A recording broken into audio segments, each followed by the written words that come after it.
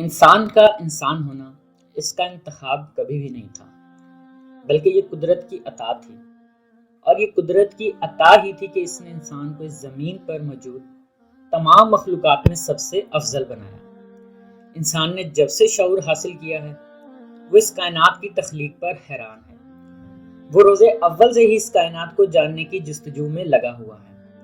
اس تجسس کے ہاتھوں مجبور ہو کر اس نے صحراؤں کی ریت کو چھان ڈالا، سمندر کی ان گہرائیوں تک چلا گیا جس کے بارے میں سوچنا بھی ممکن نہیں تھا، اور پھر بھی دلی سکون نہ ملا تو آسمانوں کو تسخیر کرنے چل نکلا۔ اس نے چاند، ستاروں، سیاروں اور کہکشاؤں تک کمن ڈال دی۔ اپنی ساری ذہانت استعمال کر لینے کے بعد اسے احساس ہوا کہ اس کائنات کی وسعت کے سامنے تو اس کا علم ابھی تک طفل مکتب ہی ہے۔ اس کے دماغ میں سوالوں کا ایک سمندر ہے جن کے جواب وہ جاننا چاہتا ہے، لیکن اس کی عقل اس کا ساتھ نہیں دیتی، کیونکہ میرے رب کی اس تخلیق کے آگے اس کی عقل ایک ریت کے ذرے سے زیادہ نہیں۔ یہ بات تو سبھی جانتے ہیں کہ اس دنیا پر سب سے پہلے بشر حضرت آدم علیہ السلام تھے، لیکن ایک سوال جو صدیوں سے انسانی دماغ کو جھنجھوڑ رہا ہے وہ یہ ہے کہ کیا حضرت آدم علیہ السلام سے پہلے بھی اس روئے زمین پر کوئی موجود تھا؟ اس حوالے سے مختلف نظریات پائے جاتے ہیں، جن میں کچھ سائنسی نظریات اور کچھ مذہبی نظریات شامل ہیں۔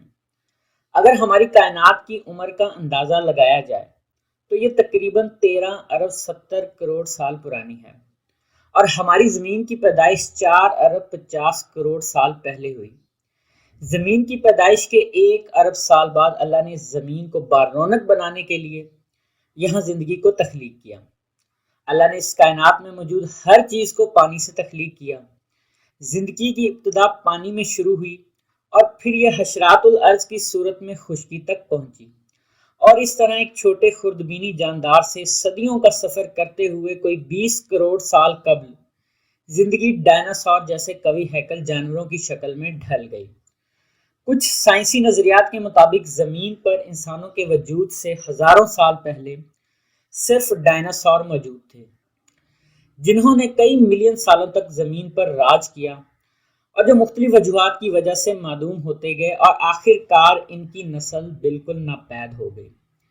اتنی طاقتور اور قوی ہیکل مخلوق کا اچانک زمین سے یوں غائب ہو جانا بھی آج تک ایک معمہ ہی رہا ہے، جس کا کوئی ٹھوس جواب آج تک نہیں مل سکا۔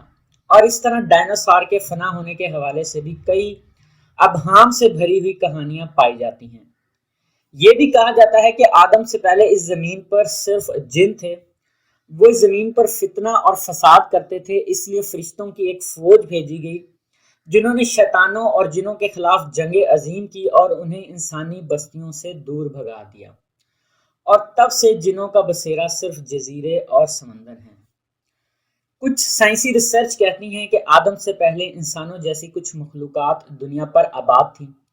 یہ تھیوری کچھ ایسے انسانی فوسلز کے ملنے کی بنیاد پر پیش کی گئی جو کئی ملین سال پرانے ہیں۔ ایک یہ بھی خیال کیا جاتا ہے کہ یہ زمین کسی خلائی مخلوق کا مرکز تھی۔ ان سارے نظریات کو پرکھنے کے بعد کچھ ہی نظریات میں سچائی کی جھلک نظر آتی ہے، اور کچھ تو بس من گھڑت قصے لگتے ہیں جو لوگوں کو تجسس میں مبتلا کرنے کے لیے بنائے گئے ہوں۔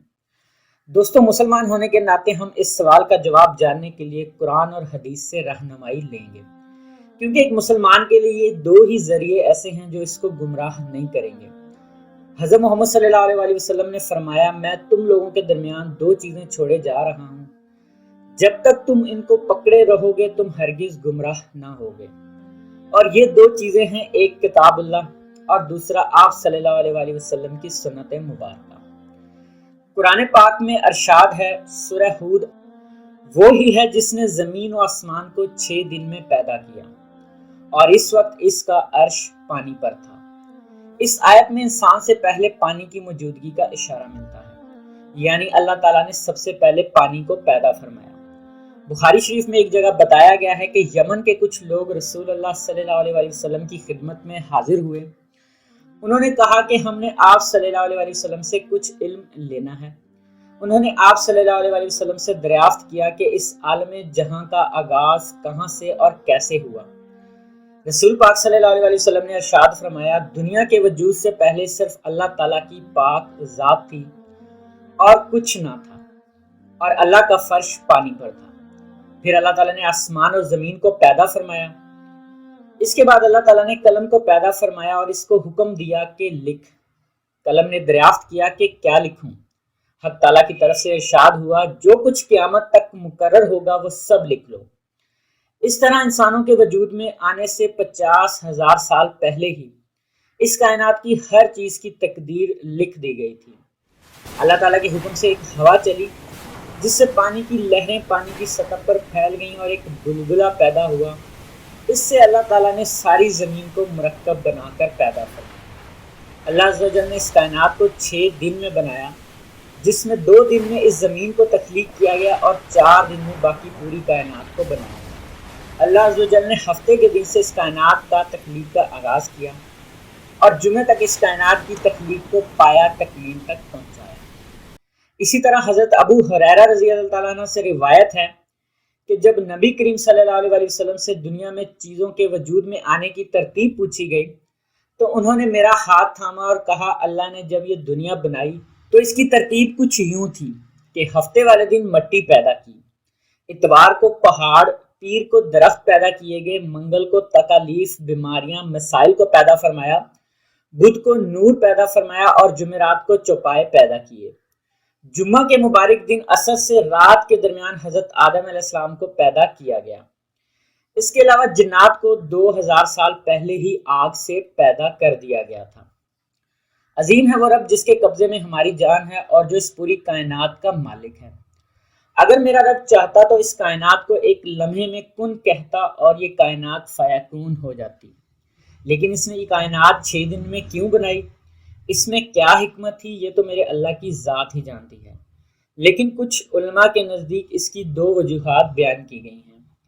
ایک تو یہ کہ اللہ تعالیٰ نے فرشتوں کو انسانوں سے پہلے ہی پیدا کر دیا تھا اور اللہ سبحانہ تعالیٰ ان کو اپنی طاقت، اپنا جاہ و جلال دکھانا چاہتا تھا، اور وہ چاہتا تھا کہ فرشتے اس کی کرامات دیکھ سکیں۔ وہ جنت کو، دوزخ کو، سمندروں کو، پہاڑوں کو اپنی آنکھوں سے بنتا دیکھ سکیں۔ دوسرا، کچھ علماء کہتے ہیں کہ اس میں انسانوں کے لیے ایک سبق ہے اور وہ انسانوں کو ایک بہت ہی اہم خصوصیت سکھانا چاہتا تھا، جو تھی عطا انی، جس میں چیزوں کو حکمت عملی سے آہستہ آہستہ لیکن مسلسل بہترین منصوبہ بندی سے پایا تکمیل تک پہنچانے کی ترغیب دی گئی ہے۔ بہرحال یہ وجوہات تو انسانی سوچ کی عکاسی کرتی ہیں، میرے رب کی اس میں کیا حکمت تھی یہ تو وہ پاک ذات ہی جانتی ہے۔ دوستو، اگر ویڈیو آپ کو پسند آئی ہے تو میرے چینل کو لائک کریں، سبسکرائب کریں اور بیل آئیکن کو ضرور پریس کریں۔